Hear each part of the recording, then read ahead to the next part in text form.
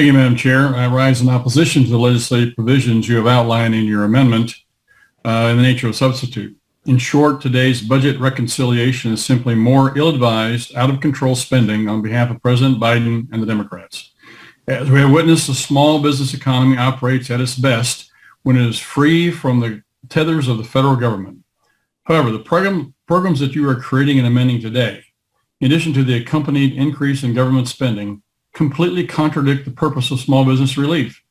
Committee Republicans have been raising red flags for months.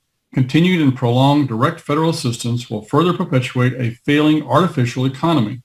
It is abundantly clear that we must provide small businesses with the tools they need to regain their footing and provide for their communities and employees.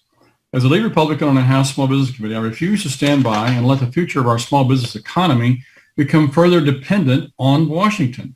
Specifically, this legislation before us today either creates or expands numerous SBA contracting programs without the proper oversight requirements. It is unwise for members of this committee to advance such programs without ensuring that American taxpayer dollars are safeguarded. Unfortunately, this utter lack of oversight expands beyond just contracting provisions. Additionally, the language directs and appropriates federal dollars for services the private sector already provides. The private sector incubators and accelerators are ubiquitous across the country, and the SBA should not be in the business of duplicating or replacing those or these successful private sector initiatives. Not to mention, the proposed funds associated with several of these duplicative programs are astounding.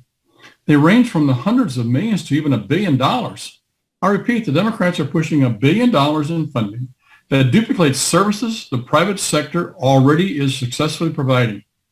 Moreover, this same language creates investment programs, working groups, and outreach requirements for programs that are already in place to serve small businesses in their communities. With that, I ask one simple question. Should $2 million from American taxpayers go toward a working group for a program that is already operating well? I think the answer is no. They are struggling right now. They need help, but they don't need this kind of help. This kind of help is nonsense. They need the help from the standpoint of letting them alone.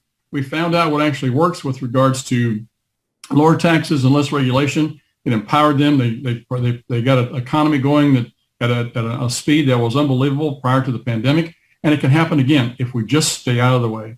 And Madam Chair, my amendment does just that. It gets government back out of the way and stops this nonsense. With that, I yield back and ask for the support of my amendment.